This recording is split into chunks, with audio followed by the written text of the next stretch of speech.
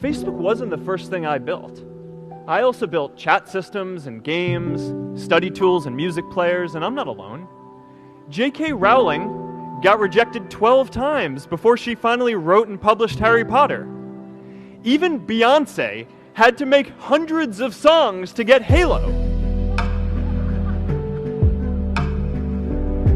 The greatest successes come from having the freedom to fail. I didn't have an easy experience. I didn't come in as a top-rated recruit. I didn't come in with the opportunity to play right away. I had to earn it. And you know what the greatest honor I've ever received as a player is? In my 4th year and my 5th year, I was named team captain. That, to this day, is the single greatest achievement I've ever had as a football player. Because the men in this room chose me to lead their team. Last but not least, I want to thank me. I want to thank me for believing in me. I want to thank me for doing all this hard work. I want to thank me for having no days off. I want to thank me for never quitting. I want to thank me for always being a giver and trying to give more than I receive. I want to thank me for trying to do more right than wrong. I want to thank me for just being me at all times. Snoop Dogg, you a bad. There's no cut in the corner. There's no magic bullet.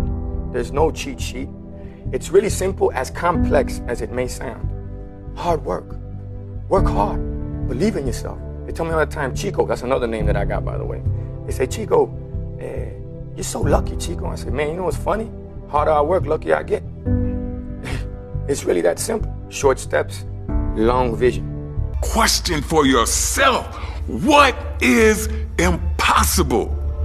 Never accept the limitations of someone else. Somebody told you that it's impossible. Don't even try. Give up before you even fucking try it for yourself. Never accept the goddamn limitations that someone else has placed upon you. Decide for your fucking self what is your limitation. Try it, you son of a bitch. Try it for your fucking self.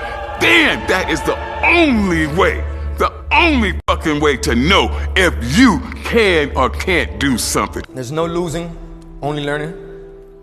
There's no failure, only opportunities. And there's no problems, only solutions. So to me, what failure is the mother of all success. If it wasn't for Michael Jordan getting cut from his 9th grade basketball team, he wouldn't have became Michael Jordan. You got people like Walt Disney, who got fired, if I'm not mistaken, from a newspaper saying he had no imagination. You know that all they can do is learn and come back bigger, better, stronger, because all it's gonna do is lead you in the right direction. See, if you're always winning, then you don't really understand what it is to win. Where you are now is just a reflection of your past thoughts, your past thinking. So if you want to change your future, you gotta change your thoughts now and then put them into action ultimately. You visualize where you want to be and what you want to accomplish, and you kind of get lost in the process of day-to-day, grinding it out and working, pulling on others if you have to. It's just about not losing vision and not losing sight of what you're trying to accomplish, no matter what hurdles you have to go through. So I think that kind of relates to whatever you're doing, whatever major you've chosen or what you're interested in. So for me in basketball, and it's about visualizing, whether you write it down, put it on the wall, do something, what your goals are, and get lost in the process of day-to-day grind, day-to-day getting better every single day. Asking questions, aligning yourself with people that have been through it before, that are experienced, and leaning on that advice, and just trying to outwork the next person, and that's the biggest thing. I know that I'm example. I know 100% in the pitch and outside the pitch. So I'm always smile. I'm happy, man. I'm blessed that I play in a fantastic club. I have a fantastic family. I have 4 kids. I'm healthy. I have everything. So the rest, it doesn't interfere on me. So I'm very, very glad. Einstein said that if you cannot tell your goal to a 6-year-old child and have the 6-year-old child explain it to another 6-year-old child and both of them understand it, then you don't know what your goal is yourself. So ask yourself, is your goal so clear that you could tell it to a 6-year-old child, and the 6-year-old child would not only understand what the goal, and we could tell you how close you are to it. When I was born, the doctors told my parents that I would be dead within the first 24 hours of my life. 35 years later, all those doctors are dead, and I am the only doctor that remains. Never believe a prediction that doesn't empower you. I used to work at a car wash. I made $30 a day from 8 in the morning to 8 at night. So they basically let you know you gotta live off your tips. So you gotta really go hard. And so I used to let them know I'd do anything for you. I'll wash the car. If you leave me $20, I'll fill your tank up. If you left me with enough time, I'll put your cassettes in alphabetical order. I think that may be the small difference between the ones who really go get it and the ones who just talking.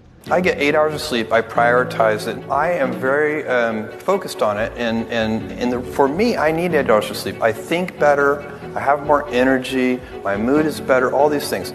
And think about it. As a senior executive, you get paid to make a small number of high-quality decisions, and they should just be as high quality as I can make them. Warren Buffett says he's good if he makes 3 good decisions a year. Yeah, I have 2 rules. Oh, okay. Rule number 1, always have fun. Rule number 2, listen to rule number 1. You get one life, and out that one life, you're only going to get out of it what you put into it. And never being okay with where you are, because after every level is another level, whether you realize it or not. And I always wanted to see what was past the thing that I got. I got here, but what was back there? I was never content with being here. Even if I do a good job, I always wonder, how I could have done it better. I rarely celebrate anything. And just for anyone watching this that's wondering how this happened, that's really the answer. It's being so unsure how you're getting it done that you just kind of keep going in the hopes of figuring out the formula. Feeling so lucky and blessed that the fear of losing it keeps you up at night. As soon as there's so many people that you see either in this industry or just in life in general that are going through their days and may have everything they could ever want, but they're not happy, So you have to focus on what makes you happy and make decisions in your career, in your life that make you happy. And so I've been trying to do that, and it's working, and saying no to things that are negative and saying no to things that you don't want to do, So I think that's my biggest piece of advice. I fear living a life where I could have accomplished something and didn't. That's what I fear. I don't fear death. You don't fear the unknown? I love the unknown. I love it. You know what I want on my tombstone? On my tombstone, a quote from Horace Mann, great educator. Be ashamed to die until you have scored some victory for humanity.